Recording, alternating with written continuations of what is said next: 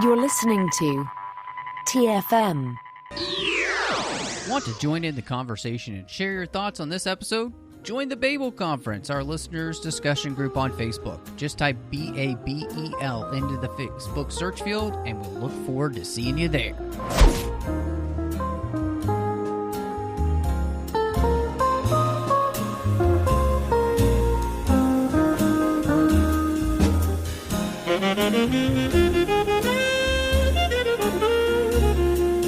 Hello and welcome to TFM's local watering hole, and definitely excited to be here coming at you from Cato Neimoidia, which is always a surprise. It is quite foggy here today, but I'm excited because we are going to illuminate the truth today, and I have with me to do that is none other than William Devereux. Hey, thanks for having me on, Matt. This is fun.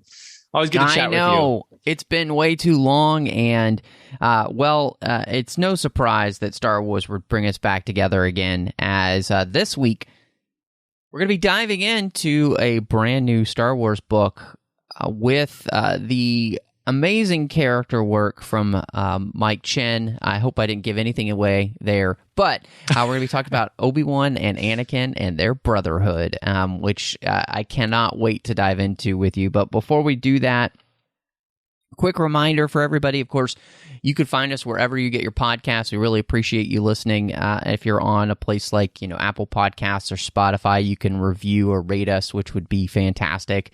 You can also find us on places like Twitter at the 602 Club. We're on Instagram at the 602 Club TFM. You can also find us on Facebook at facebook.com/TrekFM and the entire network. There's a listeners-only discussion group you could join there with people from all over the world and talk about the shows that we've got going on. And, of course, you could find us online at Trek.fm as well, and they've got all the shows there.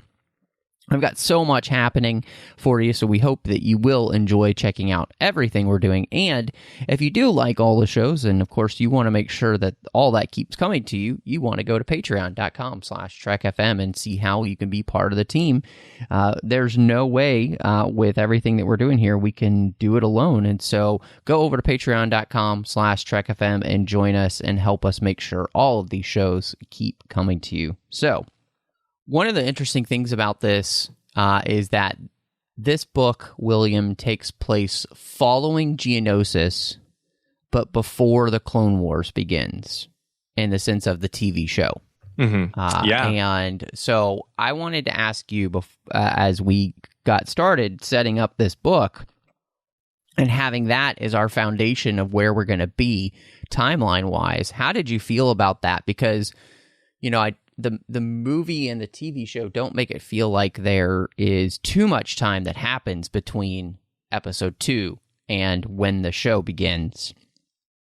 And so did you feel like this was a nice place to be able to play, and do you feel like it fit well within the timeline that we already have? Yeah, I mean, I think so. I mean, as we know, from the prequel era, they can cram a lot of stories into into 3 years.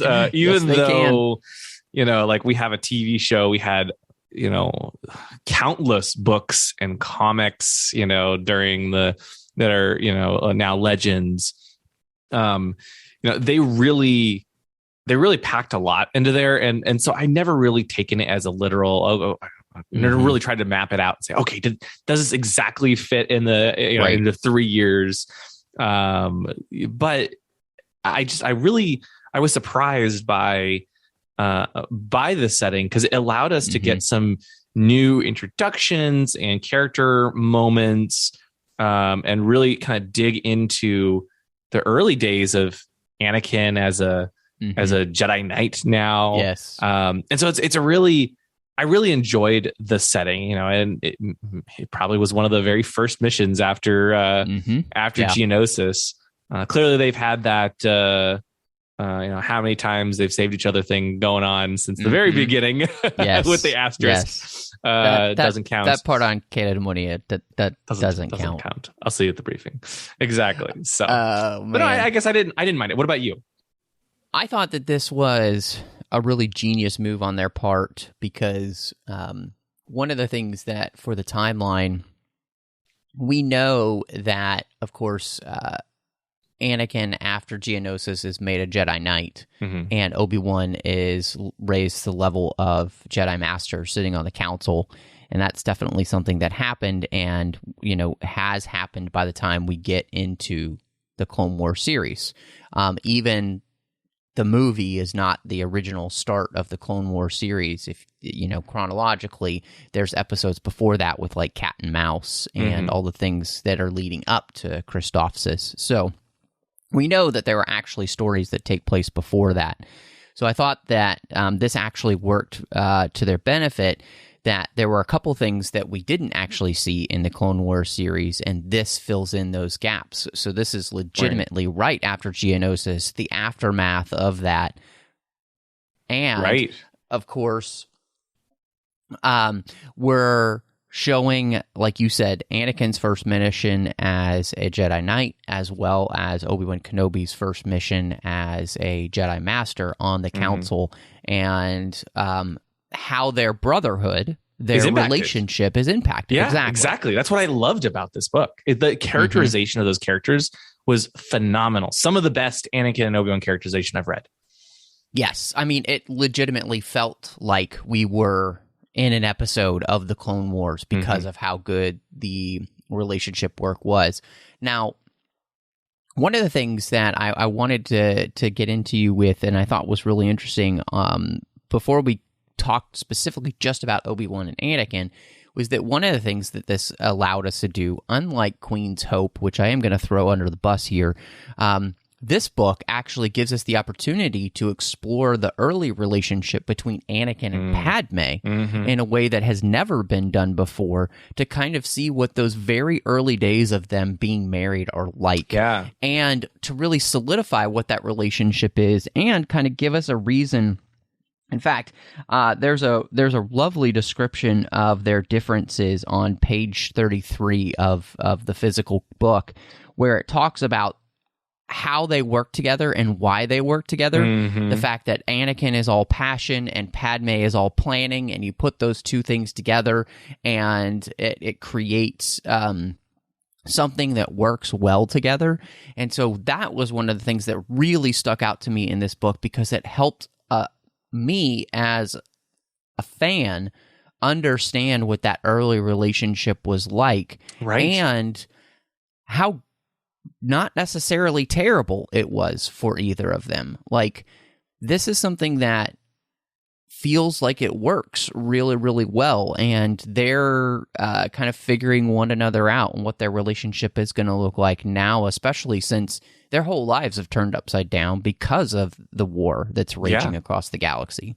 Oh, I couldn't agree more. I think, and this is true throughout the entire book, Mike Chen, this is his first Star Wars novel. He had one shortened from a certain point of view, The Empire Strikes Back, the second anthology book. But this is his first full Star Wars novel, and you can tell he truly understands the characters and really wants to address and kind of explain, not overly much, but it kind of, like you said, answer those. Why do Anakin and Padme work? Why are they together?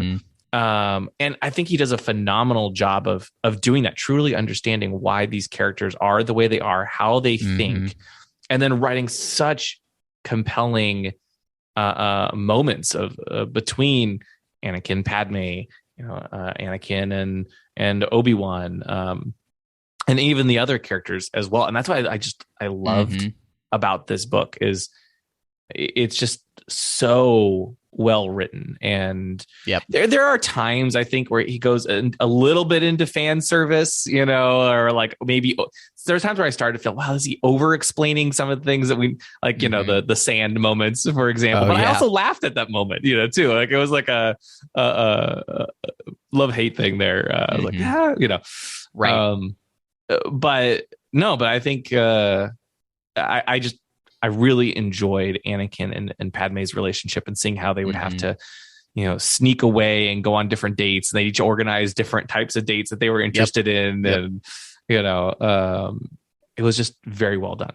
Well, and on top of that, too, I think one of the things that Mike is able to do as well is that he's able to show the fact that Obi-Wan is not an idiot and is already immediately I love that. Seeing he knows from the beginning, but he thinks, well, like me with Satine, I will, Anakin will make the right decision. He just has to grow through this. And he's not blind. He sees everything. He just...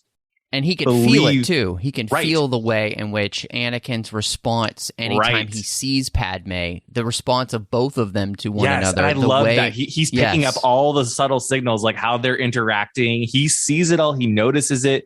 He even starts to talk to Anakin on a couple occasions. And for, various reasons is never able to. And it's always like one of those, if only he'd been able to have that conversation, wasn't interrupted or whatever. Could things been different? Maybe, who knows? Well, and I think it's a great question, but I also think you're absolutely right, because there's that point at the end of the book, and Satine is seen a few times in this, in the fact that she's on the HoloNet and proclaiming Mandalore's neutrality, and the fact that they want more systems to join them, which is a part of the kind of political part of the story here, but it reflects on Obi-Wan in the fact that bringing back to his mind, Dex even brings it back to his mind, the idea that Satine and him had this dalliance back in the day, and Obi-Wan remembers the fact that he could have left the Order, that they could have been where would they be right now if he had left the Order, she had left the royalty, and, neither of them were in the places that they needed to be.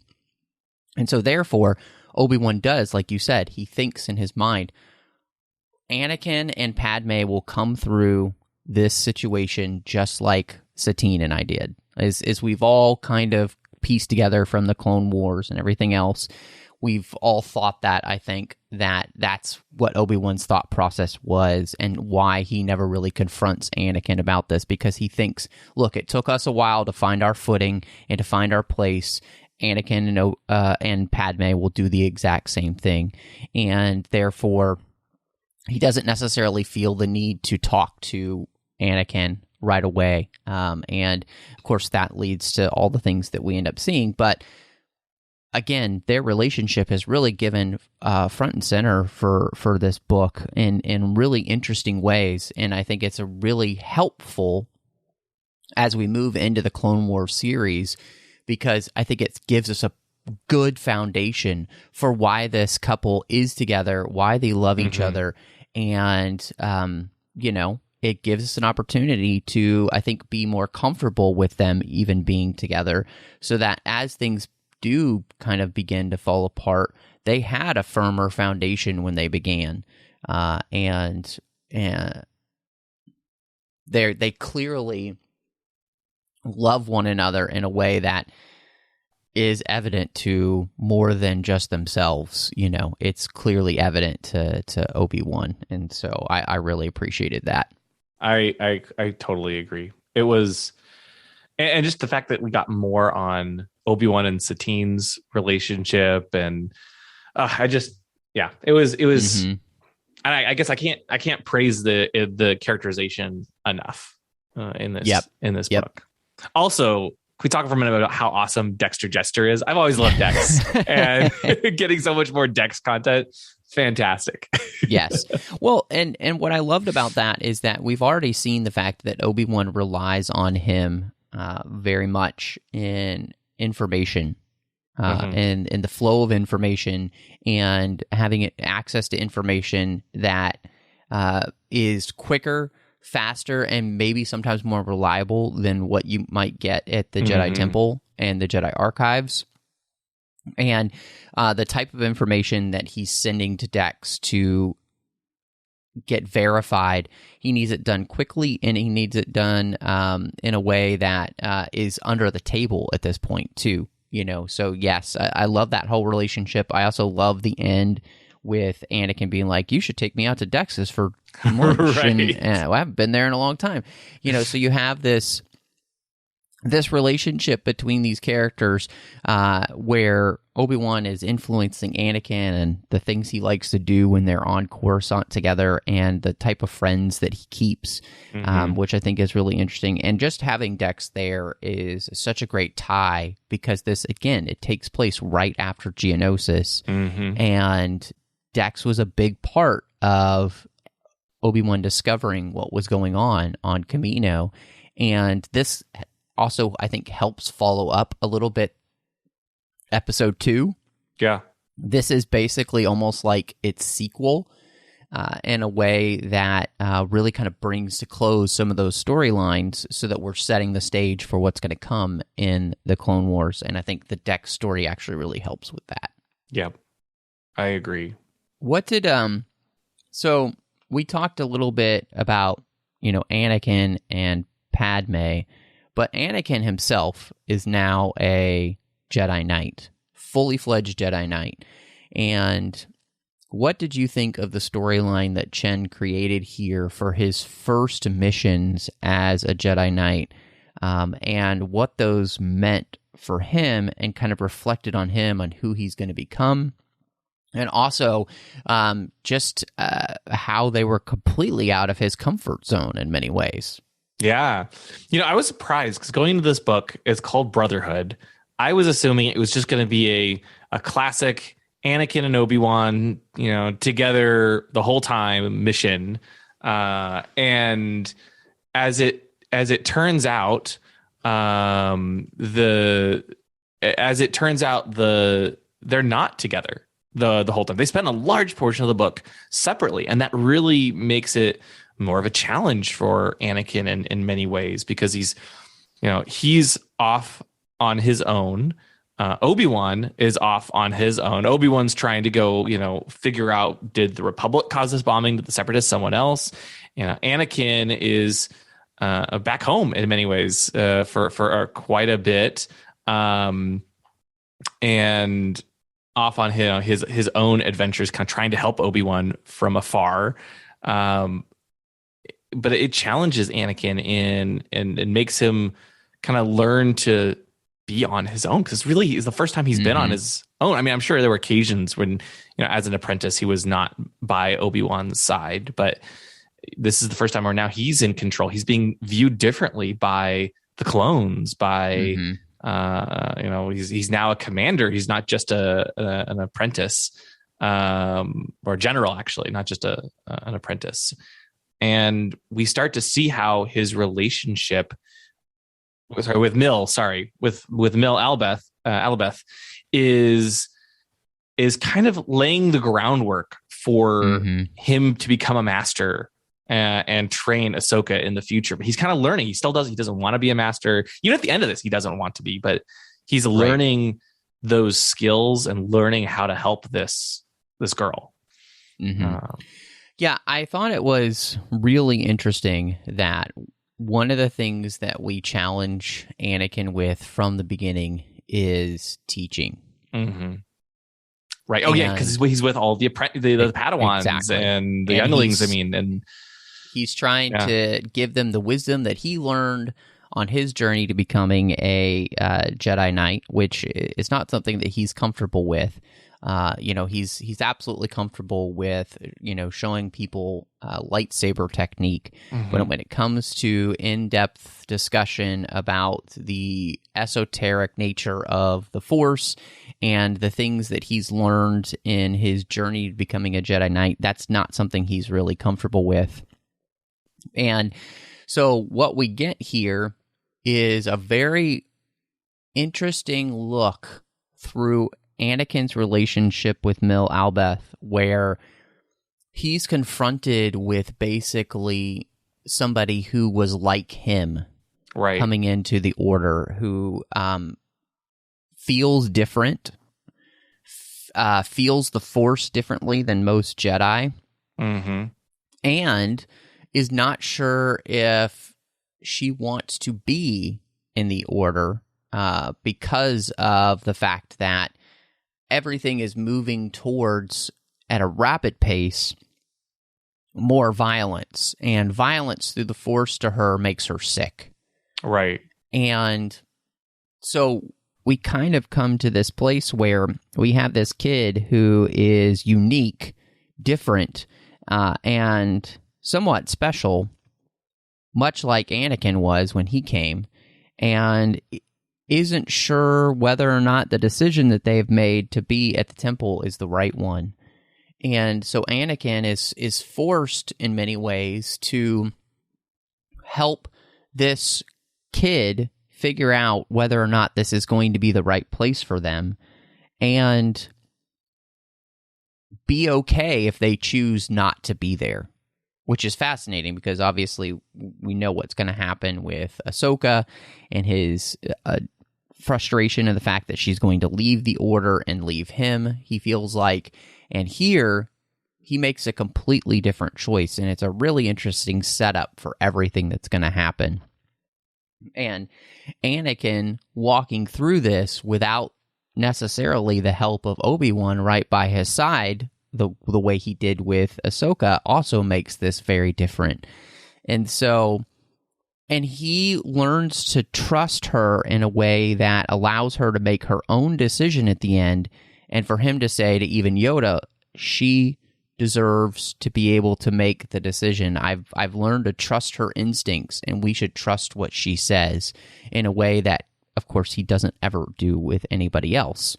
And so, and it's really, really interesting to see Anakin go through this, because it also then is going to reinforce his habit of holding on to things and thinking he can change everything. Yep. Yeah, and that's his biggest flaw. He thinks he can change things by himself and hold on to things and make everything all right, and in the process he does not, as we well know. Well, because on top of what we see there, his mother had told him a story about the Sun Dragon that was at the heart of the Tatooine star, which could hold on to everything it loved and keep it safe because of how much it cared. Which, if that doesn't make sense as to why Anakin is who he is, I don't know what does. Exactly. I don't know what exactly. So what did you think about that? Because at the end of the book, Mill tells him you don't always have to be the Sun Dragon. And yet he doesn't learn that lesson. He does not learn that lesson. Yeah. And so had he listened to Mill, Yep, things might have been different.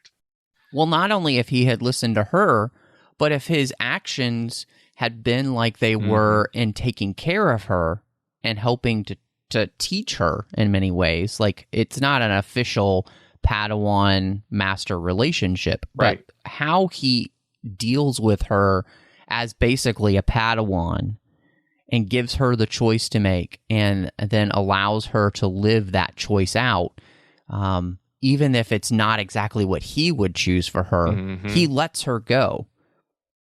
What's fascinating is that as the representation of the Sun Dragon for himself, he can't let anything else go.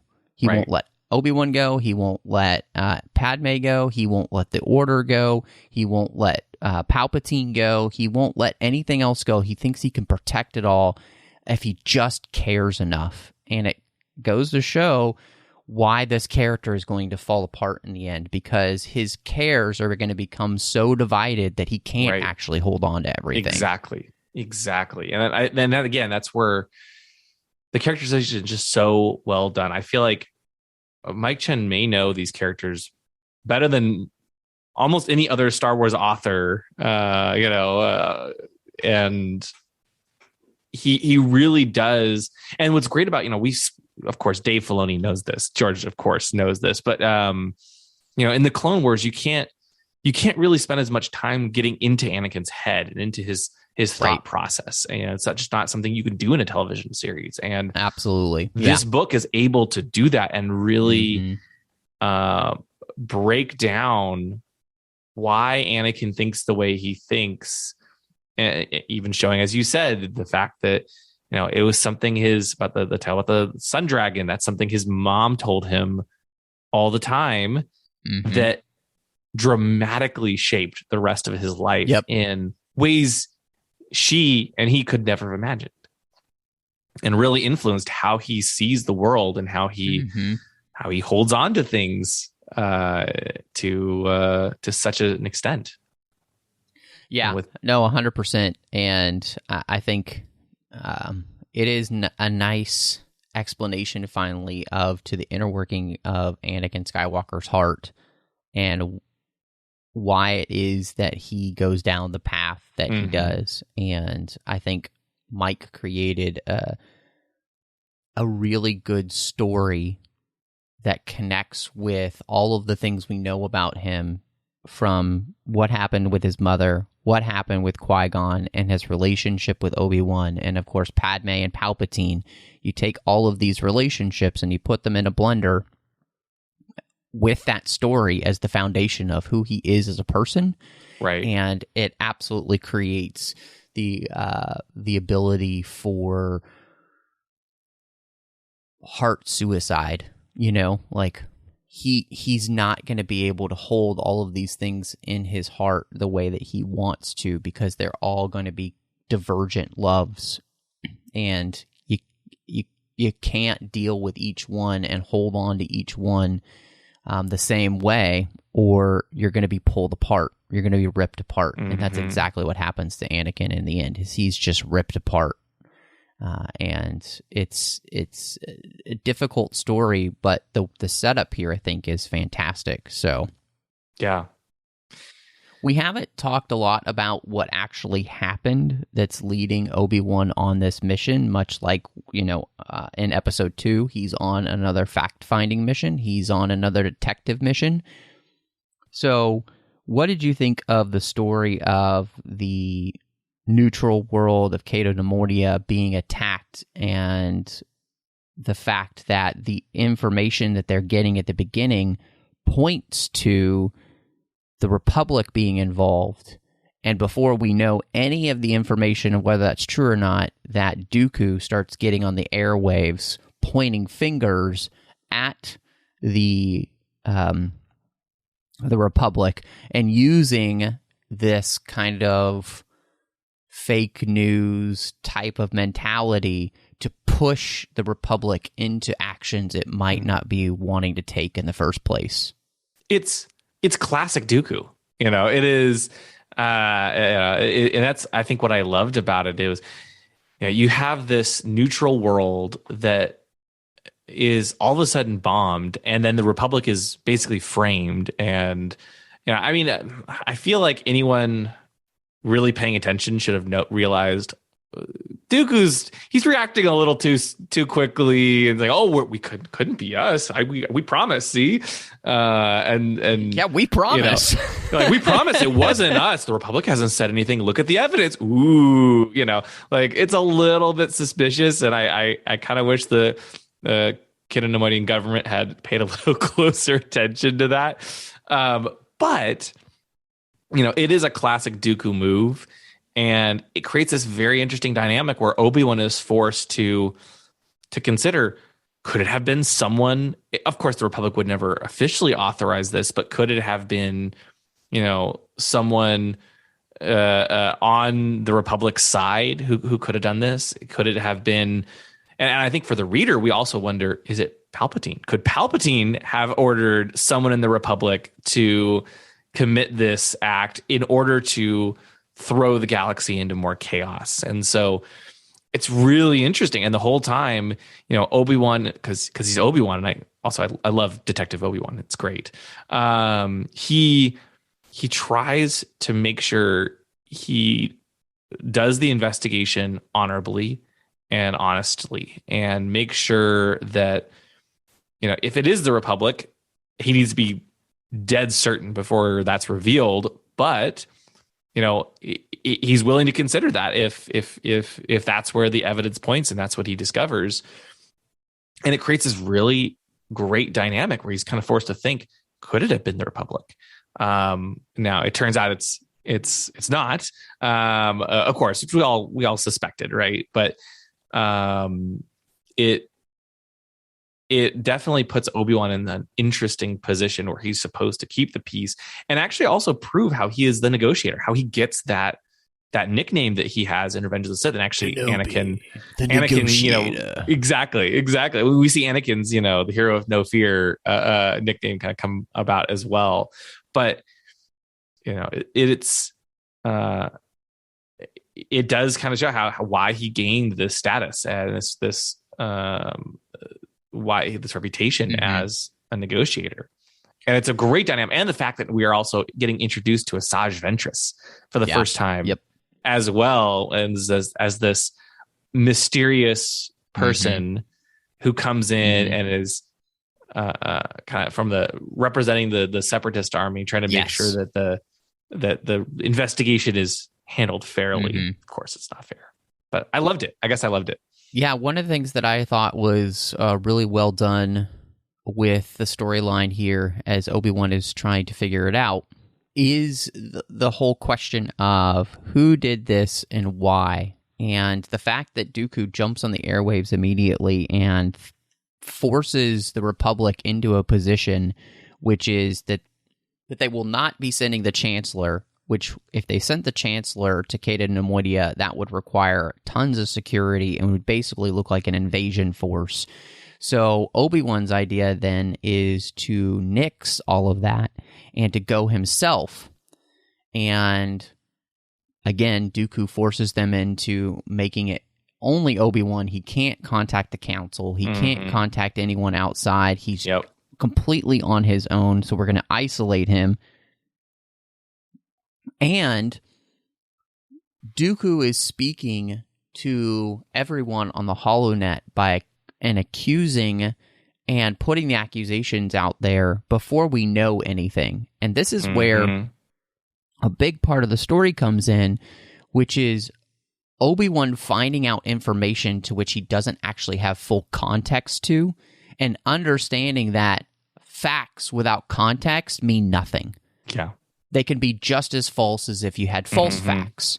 And because of his desire then to put those facts in context to rightly understand the truth of the situation, that's what really gets him into a lot of trouble, because Asajj Ventress is, of course, on the other side, twisting all of those facts and trying to use them to put Obi-Wan and the Republic in a really bad light. And what we do come down to, like you said, the Republic itself is not responsible. What we find is that a faction of the Republic, a faction of the Separatist movement, have gotten together and conspired together to make it look like either side is a part of this. And in doing so, have put the Separatists and the Republic on their heels, and made it look like they've both been a part of attacking this world that is neutral. And in doing so, ensure that the war is not going to de-escalate, but it's going to escalate. Why? Because there are these extreme factions on either side making sure that happens, and threatening worlds that are desiring to be neutral. And instead of ensuring their neutrality, ensuring that they're closer to getting into the war on one side or the other. And so this is such a dangerous game that's being played. It's a huge political power move. And, you know, we can absolutely see, like kind of what you said. We know somewhere along the line that these factions are all being pulled by the same strings. We just can't see the fact, and we can't really piece together that fact just yet. But we know from everything we know from the Clone Wars series and from Episode 3, that's exactly what's happening. But it's as clear as mud right now, and therefore nobody can, I mean, even reading this book, you don't really have that picture the same way you will later on, which it just makes for such a fascinating read. And again, really helps with the fact that we just followed up Episode 2. So again, the picture is very, very unclear right now. Exactly. Yeah. What did you think of Asajj Ventress and her her introduction in this book. We've seen her introduction in the Clone Wars micro series, of course, but this is the first time.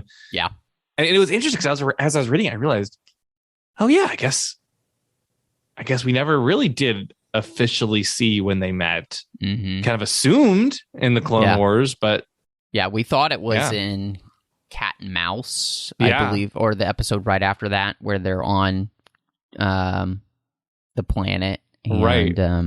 They're on Christophsis, and they meet in. But they never actually like exchange introductions or anything, and so it's just the first time we see them, and it was. I was like, huh, I never thought about that, but I guess you're right. I thought it was a good introduction to the fact of how she meets Anakin and Obi-Wan for the first time, and here she comes off much more as a political operative than she does anything else.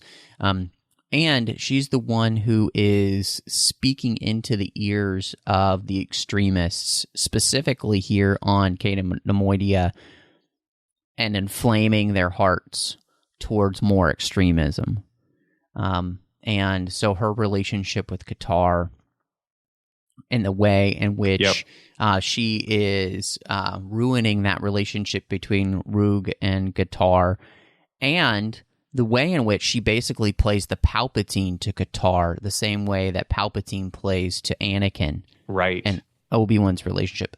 There's a mirroring that's going on between Ruug and Qatar with Anakin and Obi-Wan and the outside influences that affect that relationship. And we see a microcosm of that here. So she's the one who is telling him that, of course, the Republic hates them. She's using all of the racist language that she possibly can. She's inflaming that in Qatar, making him believe that everyone in the Republic sees them nothing more than tools of the Trade Federation, see them nothing more than tools in the first place, and therefore the only way that they're going to be shown any respect is if they throw off the shackles of the Republic completely and basically join the Separatists, because the Separatists would never do that. And so there's this really complicated relationship happening between Asajj and Qatar, and she's working behind the scenes, of course, as well to undermine Obi-Wan at every point. And so she comes off, I think, here as being really shrewd as a character. And I think it really adds a lot to her characterization here, that early on, she is much more than just an enforcer. She's somebody here who's doing the bidding of her Master Dooku, as in a way that is much more underhanded and devious than anything we really see her do later on in many ways. I couldn't agree more. And I just... I also just loved how when she's introduced at first, they don't even say her name for a very long time. They kind of make you wonder. And I instantly had a feeling, I think this has got to be Asajj Ventress. But yeah, she's continually playing the neutral, I'm just here to make sure the Republic doesn't cheat and, and everything. Yet behind the scenes, she's wrecking so much havoc. She's planting evidence. She's, really trying to make sure the Separatists get away with it. And it's a great dynamic, and it's pure Asajj Ventress.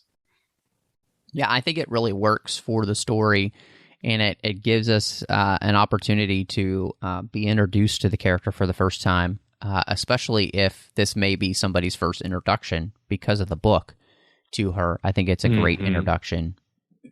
And just how dangerous that she is, because in the end, too, she's not only willing to play all the sides, but here we see her as being willing to take Mill hostage at the end and use her as a pawn to get away.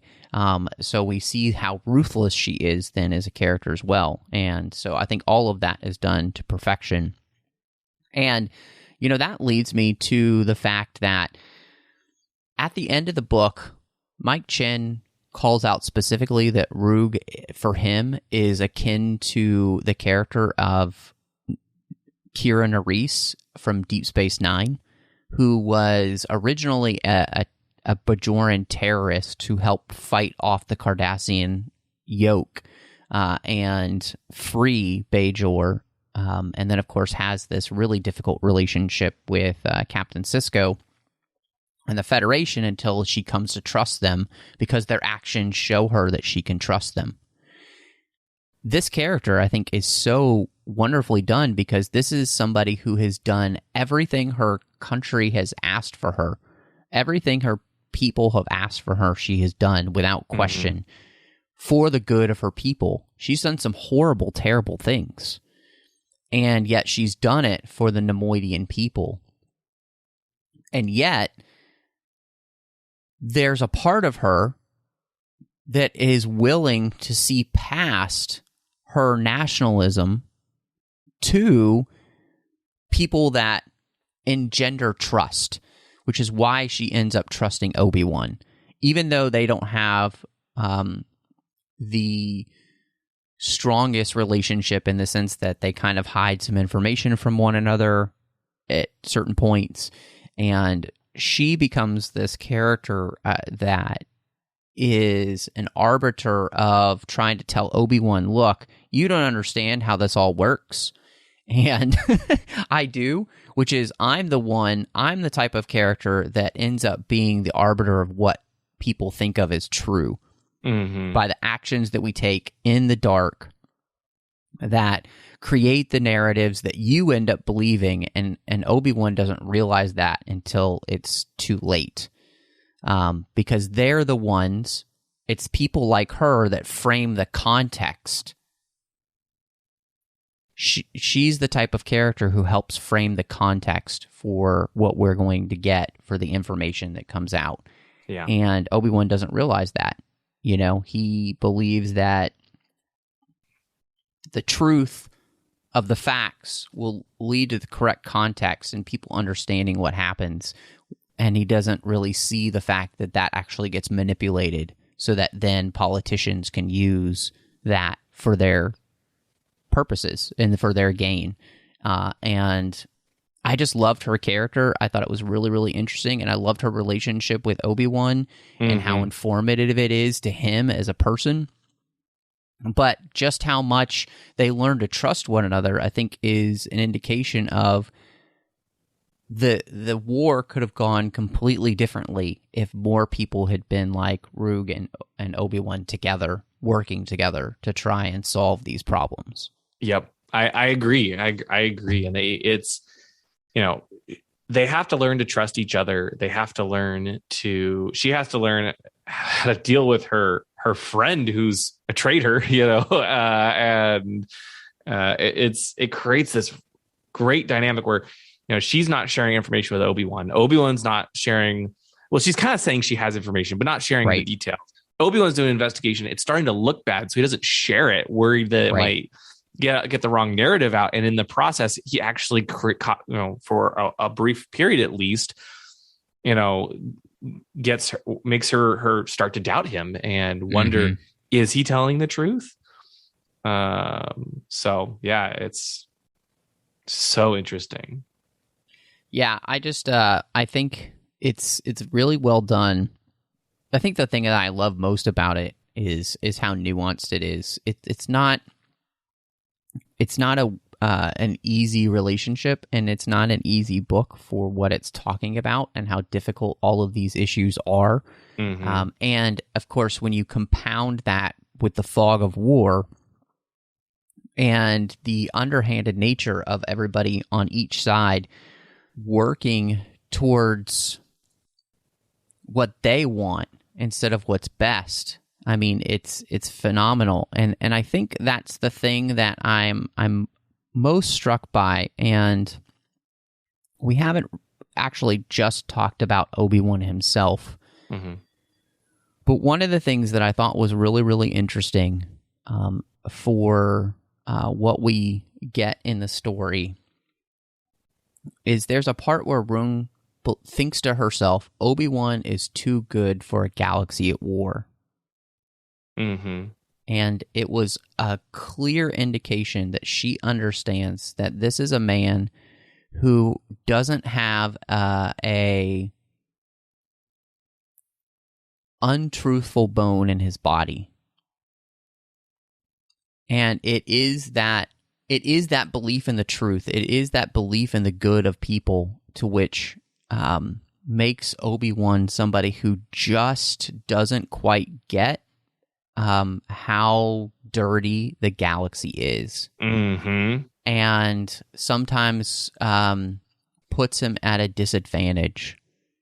And that disadvantage is obviously, we see that with, of course, his relationship with somebody like Satine, and not understanding what she's talking about when it comes to this idea of being neutral, the idea of the Jedi being used, and not being able to see that in the way that he should be able to see that.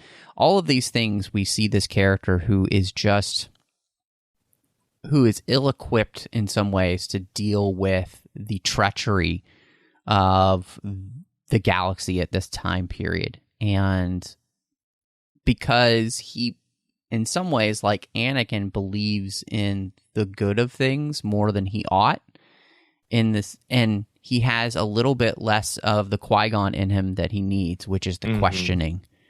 And so I really felt like Mike Chen did a great job of utilizing the character of Obi-Wan to his fullest extent, showing his greatness. And I mean, I'm a huge fan of Obi-Wan Kenobi, so it is difficult to say anything bad about him. But this also shows us that Obi-Wan Kenobi is not a perfect character. No, he's not. As I love him too. He's one of my favorites. I can't wait. Kenobi's in, a week and a half at this point. Like, I can't wait. But yeah, he's flawed, like any good character, right? He has his flaws, his weaknesses, and he believes too much in the good of the galaxy, and I think, he, as a Jedi Knight, he had to deal with more unscrupulous characters, but prior to the Clone Wars. But I think the Clone Wars is when it really hit the forefront, and he starts to have to almost learn his lesson that he can't rely on, he can't always trust them as much as he would like. There are really bad people out there trying to do evil things and manipulate. Well, and that's something that we are going to see as we move further into the series. We actually will see Obi-Wan begin to embrace more of the gray of the galaxy in the actions that he's going to take, specifically when you think of his actions in becoming a bounty hunter undercover, those type of things. Those are all things that I don't think Obi-Wan would have done before, and yet he begins to play a little bit more in the gray of things, realizing that there are places and ways in which sometimes maybe a Jedi needs to get their hands dirty.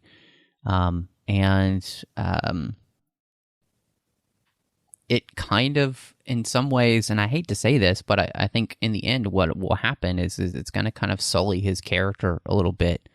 And I'm really interested because I do think that this book kind of sets up perfectly the Kenobi series by showing us the path that this character who was too good for a galaxy at war is going to deal with the loss and who he's going to then choose to be in light of all of that.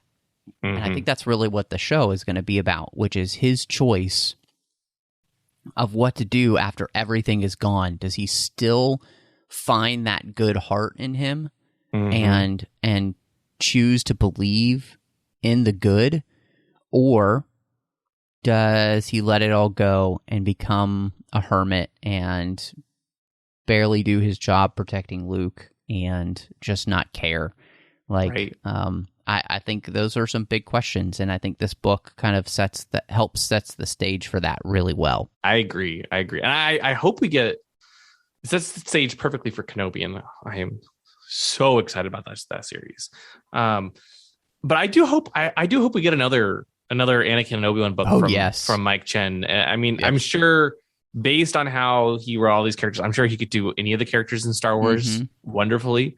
But I would love to see another book, maybe a little bit later in the Clone Wars or whatnot. He did such a phenomenal job on this. Yeah. I think this is so I wanted to ask you then, William, what were your kind of final thoughts on the book, and then what would you rate this, do you think? Ooh. Yeah, I think I think the book was, it was not, while I was surprised, I guess, going into it. Like I said earlier in the episode, I was really expecting a, Anakin and Obi-Wan the whole time together, and we got with something a lot more like Attack of the Clones, where they're separated for a large amount of time, but it actually allowed us to get into their character a lot more, into their thought process, challenge them in different ways. They were still communicating as much as they could, but they were forced to kind of do things on their own and learn how to adjust to the new phase of their life that they're in. And I absolutely loved that. I think, I just kept wanting to read the book, and I was just so engrossed in it. And I loved how they introduced Asajj. I loved how they just answered all of these questions we've had about different characters' motivations, why are Anakin and Padme together, etc. So I think it was a phenomenal book. One of the best Star Wars books I've read. Yes. I loved the Thrawn books as of late, but like this and the Thrawn books are some of my favorite books in recent memory. And I highly recommend it. I think I'd probably give it like a 4.75 stars out of 5. I can't give it a perfect score, but my goodness, it is way up there. I loved it. And I hope we get another book from Mike Chen, whether it's with Anakin and Obi-Wan or other characters, because he knocked it out of the park. I would say that, and I think I said this in my written review, which this book is every single thing that a Star Wars book should be. And because of that, I would give this 5 out of 5 hidden lightsabers, because it's just, this is what you come to a Star Wars book for. It is. And this is what you come to this type of fiction for. When you are playing in a universe like Star Wars, you want to give people a better understanding of the characters that they all love by helping us to see them in a new light. And at the same time, you also want new stories with them. And I think this is exactly what fans have been wanting for a long time, and everything that a lot of the most recent books hasn't been. And so I couldn't recommend this book more, and I hope everybody will check it out, because if you want more books like this, you got to buy the books like this that come out. Otherwise, they don't do them. Right. And so hopefully that is what we'll get more and more of. So, well done, Mike Chen. Thank you for an incredible book here, and we both hope that you get more. We want more of your Anakin and Obi-Wan stories. So, yeah, but at this point, I'll take anything in the Star Wars universe that he writes. He's instantly jumped up to be, I think, one of my favorite Star Wars authors. Wouldn't it be great to see him do a story in a series of books with Obi-Wan and Qui-Gon? With Obi-Wan. Okay, that is my favorite relationship, and that's why I'm so excited for this summer as well, because I love Anakin and Obi-Wan, but for me, like I grew up reading the Jedi Apprentice books from Jude Watson. Those are the books that I think that was the first Star Wars book I ever read, was Jedi Apprentice, and so I have such a soft spot for that relationship and such fond memories that I would absolutely love another book or series, and especially from Mike Chen. I'm sure it'd be fantastic. Yeah, I mean, having been covering those on Aggressive Negotiations with John, what I think we found, and the thing that's most interesting, is that those books continue to be applicable, and they continue to work in a way that I think, they could honestly be canon for the most part. And there are parts of this story that make some of those things canon. Like the time that Obi-Wan and Qui-Gon are on a planet and they have a disagreement. And that you have the character of Siri, I think it is, who is Siri made Tachi. a Jedi. Yep. I loved seeing that Anakin. reference in there. So, I like, yes, So there are things in there that they've actually made canon through this book, which was phenomenal. And I think the what you said earlier, as we're kind of wrapping up here, Mike Chen clearly understands these characters, and part of that was the work that he must have done to have read both the Jedi Apprentice series as well as the what was the series with Obi-Wan and Anakin? Jedi Quest. Jedi Quest. Thank you. I got him sitting right next to next to my desk. So you could clearly tell that he's read both of those. Yes. And which is fantastic because those books clearly understand the relationship between Obi-Wan and Qui-Gon and Obi-Wan and Anakin. And that's one of the things that we didn't mention in here, but the realization that Obi-Wan comes to in the end is that what both he and Anakin have is the belief of Qui-Gon Jinn. And that's what holds them together, is the faith that Qui-Gon Jinn had in both of them. And that's what makes them brothers, because they come from the same father, which is a really interesting thing. Like, they're brothers from another mother, So it really is phenomenal, and I absolutely love this book. So I'm so glad that we got a chance to talk about it, William. Thanks for coming on and discussing it with me. And if anybody would like to catch up with you and see what else you've got going on or where else they could find you, where would that be? Yeah, of course, you can always listen to me on the Ion Canon podcast over on the Star Wars Report. We review all the TV shows weekly, as well as the books, and we're actually planning our own Brotherhood review probably after Celebration, given all the craziness that's coming up. But we'll be, of course, reviewing Kenobi. We'll be covering Star Wars Celebration in 2 weeks. We'll be there. And of course, I'm always on Twitter at MasterDevWi, DEVWI.